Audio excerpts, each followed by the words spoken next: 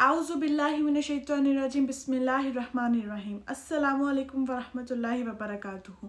कैसे हैं आप सब लोग? उम्मीद करती हूँ कि आप सब ठीक होंगे। अच्छा तो दोस्तों, आज से जो मैं किताब स्टार्ट करने जा रही हूँ वो है दरबार दिल। ये वाली किताब है। आज मैं ये वाली किताब पढ़ना जो है शुरू करने लगी हूँ। ये जो लिखी गई है ये उमैरा अहमद ने ये किताब लिखी हुई है। तो ये बहुत ही अच्छी और बहुत ही मज़ेदार जो किताब है ये मैं आज पढ़ूंगी। उम्मीद करती हूँ कि आप सबको मज़ा आएगा और आप ये सब इंटरेस्ट से सुनेंगे। तो चले फिर जल्दी से आप शुरू करते हैं इस किताब की तरफ।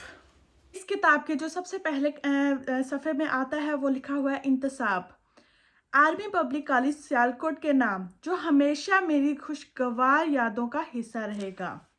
तो फिर उसके बाद आते हैं पेशे लफ्ज़। दरबार दिल इन चंद सवालों का जवाब देने की एक कोशिश है जो हर वक्त हम सब के जहनों का अहाता किए रहते हैं।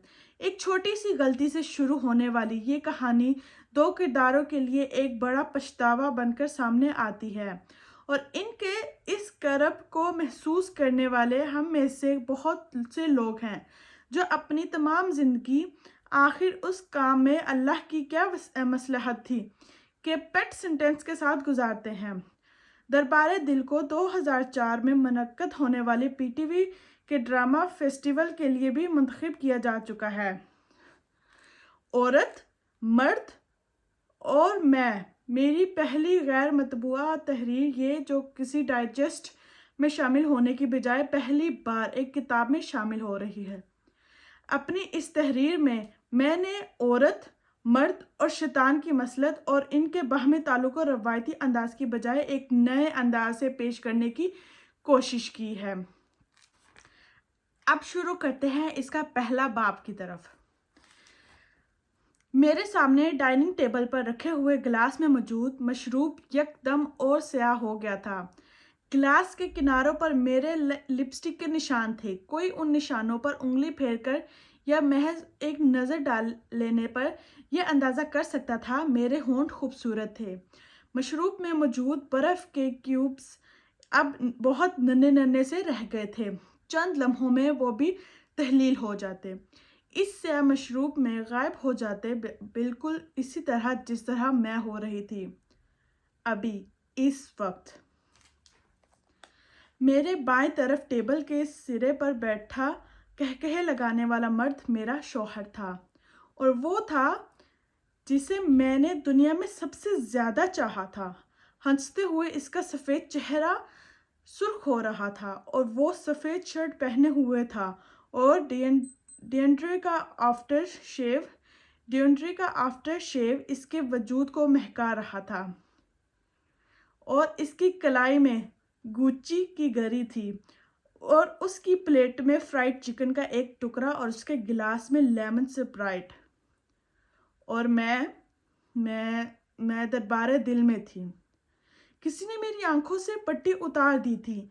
मुझे ठीक तरह से देखने के लिए आंखें चिपकनी भी नहीं पड़ी। सब कुछ नज़र आ रहा था, साफ नज़र आ रहा था, मगर मेरी बेनाई को वापस आने में बहुत देर लग गई थी। इतनी देर के अब सामने नज़र आने वाले मंजर पर मुझे यकीन नहीं आ रहा था। खुद अपनी आंखों से सब कुछ देख लेने पर भी मेरा जहन ये सब कुछ तस्लीम करने से इनकार कर रहा था। जहन जो कुछ समझाने की कोशिश कर रहा था, आंखें और दिल नहीं मान रहा था। और आंखें जो कुछ दिखाने की कोशिश कर रही थी, जहन इस पर यकीन नहीं ला रहा था। मुझे अपने वजूद यकदम बर्फ का बुत बनता महसूस हुआ था, या फिर कांच का मुजस्मा जो उंगलियों की हल्की सी ज़रब से टुकड़े टुकड़े हो जाता, यूं ढह जाता जैसे वो कभी था ही नहीं। मैंने अपने होंठ पिचने की कोशिश की, और मेरे होंठों ने मेरा साथ नहीं दिया। एक अजीब डेफियंस थी जो मेरे वजूद के हर उज़ू में उतर आई थी। महर, समी का अपना जिस्म इसको ओन करने से इनकार कर रहा था। वो किसी और के इशारे पर चल रहा था, किसी और के इशारे पर। मैं مہر سمیع میرا ذہن سب کچھ تسلیم کرنے کی سعی میں مصروف تھا، اور مراد وہ ہنس رہا تھا، میرا شوہر، وہ شخص جسے میں نے سب سے بڑھ کر چاہا تھا، وہ ہنس رہا تھا۔ اس کی ہنسی میں کانٹوں جیسی چبھن تھی۔ وہ مجھ پر ہنس رہا تھا، اور پھر میں نے اپنے ہاتھ میں پکڑے چھری اور کانٹے کو بھی ایک دم ہنستے دیکھا۔ پھر ٹیبل پر میرے سامنے پڑی میری ڈنر پلیٹ، پھر میرا گلاس، باری باری سب ہنسنے لگے۔ اور پھر میز پر پڑی ہر شے، ہر چیز، ڈشز، پلیٹیں، چمچ، کانٹے، چھریاں، ڈونگے، گلاسز، سب اس کورس میں شامل ہو گئے تھے۔ پھر ٹیبل، کرسیاں، ڈیکوریشن پیسز، دیوار پر لگی پینٹنگز، لائٹس، پردے، فرنیچر، ڈرائنگ روم اور ڈائننگ کی ہر شے کہکہے لگانے لگی تھی۔ ان سب کی نظریں مجھ پر تھیں، اور ان سب کی انگلیاں بھی مجھ پر اٹھی ہوئی تھیں۔ وہاں کمرے میں موجود ہر شے کا جیسے ایک چہرہ آیا تھا، اور ہر چہرے کی نظریں مجھ پر تھیں، اور میں انہیں دیکھ نہیں پا رہی تھی۔ میرے ہاتھ سے کانٹا پلیٹ میں گرا۔ مراد نے مجھے چونک کر دیکھا۔ کیا ہوا؟ تم نے کھانا کیوں چھوڑ دیا؟ مراد نے مجھ سے پوچھا۔ اس کے لہجے میں تشویش تھی۔ اور انسان شر کو اس طرح مانگتا ہے جس طرح خیر کو۔ بے شک انسان بڑا ہی جلد باز واقع ہوا ہے۔ سورۃ بنی اسرائیل پارہ نمبر 15 میں یہ شامل ہے۔ بھابی کیا ہوا؟ یہ مونس تھا، میرے شوہر کا بہترین دوست۔ آپ کی طبیعت تو ٹھیک ہے؟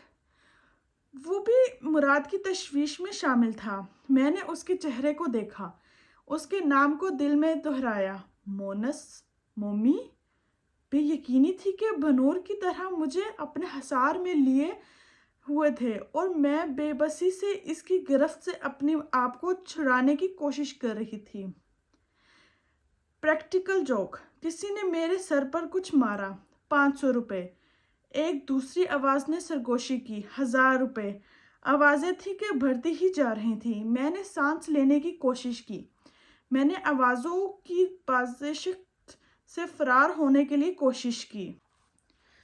کیا بات ہے مہر؟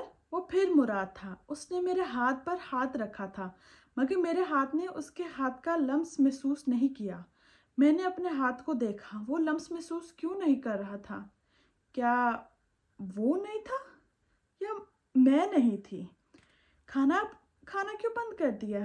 وہ پوچھ رہا تھا۔ میں کیوں کھا رہی تھی؟ میں سوچ رہی تھی، اس طرح کیوں دیکھ رہی ہوں؟ اسے میری نظریں عجیب لگیں۔ اس طرح کیا دیکھ رہی تھی؟ میں نے سوچا، وہ تو کبھی بھی چہرہ نہیں تھا میرے لیے، صرف آواز تھی۔ پھر میں چہروں کو کیوں دیکھ رہی تھی؟ کیا دیکھ رہی تھی؟ جب آوازیں چہروں میں تبدیل ہوتی ہیں تو کیا وہ سب کو اسی طرح بھیانک لگتی ہیں جیسے مجھے لگ رہی تھی، یا پھر یہ سب صرف میرے ساتھ ہی ہوا تھا، میرے ساتھ ہونا تھا؟ مہر کیا سوچ رہی ہو؟ آواز نے ایک بار پھر کہا۔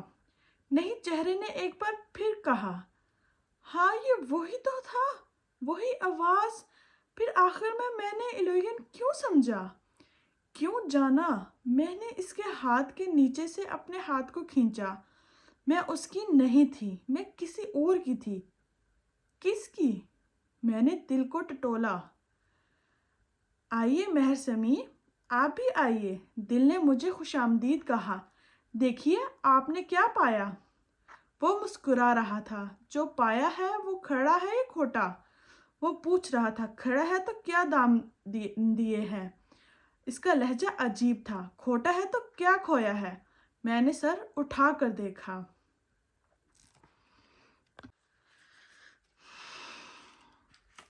میں دربارے دل میں تھی۔ دل بادشاہ کے حضور دیکھیے انجام محبت، اور کہیے آپ کہاں ہیں؟ وہ تمسخر سے کہہ رہا تھا۔ کیا محسوس کر رہی ہو؟ کیا کہنا چاہتی ہو؟ کچھ کہہ پائیں گی؟ ابھی بھی؟ دل نے ہنس کر مجھ سے کہا تھا، اور پھر میرے وجود سے اپنی زنجیریں ہٹا دیں۔ ہٹا دی تھیں۔ میں دل کی گرفت سے آزاد ہو گئی تھی۔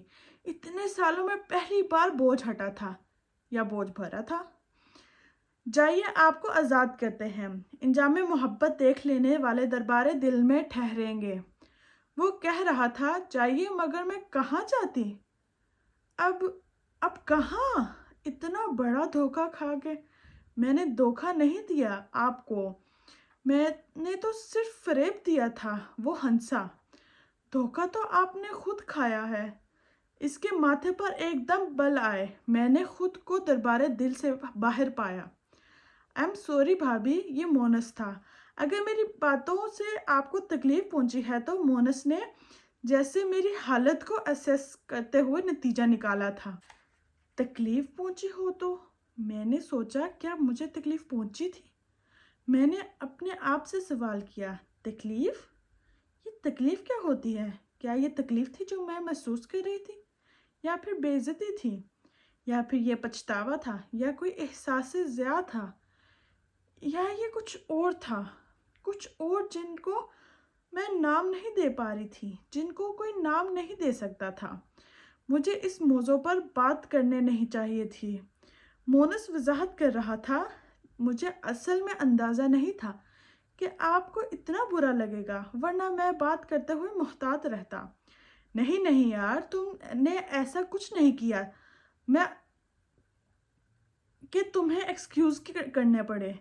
مراد نے مونس کو ٹوکا تھا۔ وہ ٹھیک کہہ رہا تھا۔ معذرت مونس کو نہیں کرنی چاہیے تھی، وہ کسی اور کو کرنی چاہیے تھی، میرے شوہر کو، مراد کو، مومی کو، یا پھر شاید مجھے۔ مہر سمجھدار لڑکی ہے، وہ ایسی چھوٹی چھوٹی باتوں پر ناراض ہوتی ہے، نہ برا مانتی ہے۔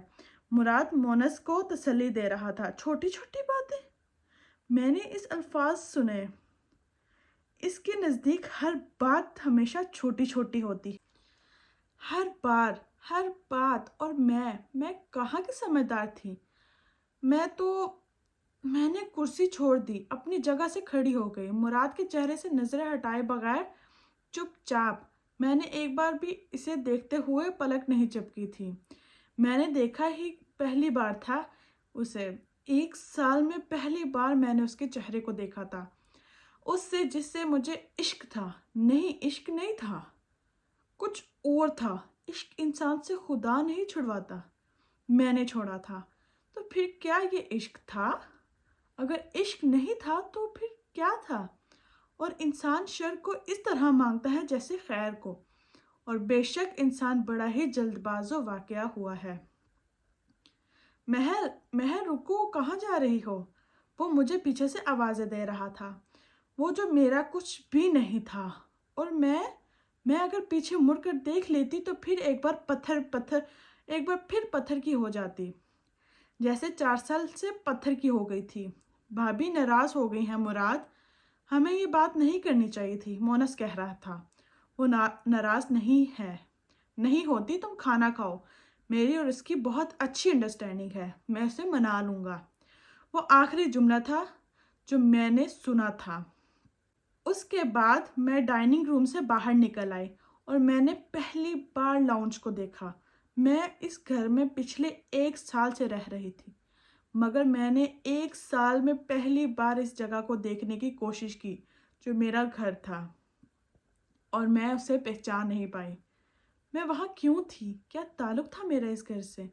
میرا ذہن جیسے معاف ہو گیا تھا، کسی سوال کا جواب نہیں دے پا رہا تھا، اور میں چہروں کی شناخت کھو رہی تھی، یا پھر شاید پہلی بار کر رہی تھی۔ پھر لاؤنج سے گزرتے ہوئے میں نے اپنے عکس کو آئینے میں دیکھا، اور میں اسے بھی پہچان نہیں پائی۔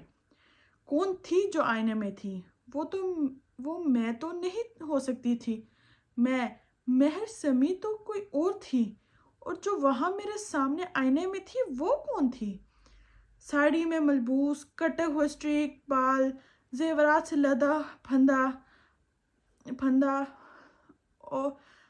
وجود، میک اپ سے لتھڑا ہوا، زیورات سے لدا پھندا وجود و میک اپ سے لتھڑا چہرہ क्यूटेक्स लगे लंबे नाखून, स्लीवलेस ब्लाउज से झलकते उरिया बाजू। महर समी तो मैंने बेयकीनी से आईने को देखा, फिर अपने नाखूनों को, फिर अपने होंठों पर लगी लिपस्टिक को पूरों से छुआ। ये सब कुछ किस वक्त हो गया था? बेयकीनी से बेयकीनी थी। मैं महर समी थी, मगर आईने में नजर आने वाला वजूद किसी और का था। मगर आईने के सामने मैं थी, महर समी। तो फिर आईने के अंदर कौन था? क्या महर समी कोई भयानक ख्वाब था जो ख़त्म हो गया था, या फिर ख्वाब शुरू हुआ था? अभी जो है हमने पढ़ा है पहला बाब। इंशाल्लाह मैं जो है वो कल दूसरा बाब पढ़ूंगी। तो इंशाल्लाह मैं जो से अगर मैं ज़्यादा लंबा मतलब दूसरा तीसरा पढ़ने लग गई तो इससे वीडियो बहुत ज़्यादा लंबी हो जाएगी। तो मैं नहीं चाहती कि वीडियो लंबी हो और आप लोग बोर हो जाए और मेरी वीडियो ना देखें। तो इंशाल्लाह जो है मैं कल ये दूसरा बाब पढ़ूंगी और वीडियो जो है वो टाइम से पोस्ट भी हो जाएगी। तो इंशाल्लाह मुलाकात होती है कल दूसरे बाब के साथ, और अल्लाह हाफिज़।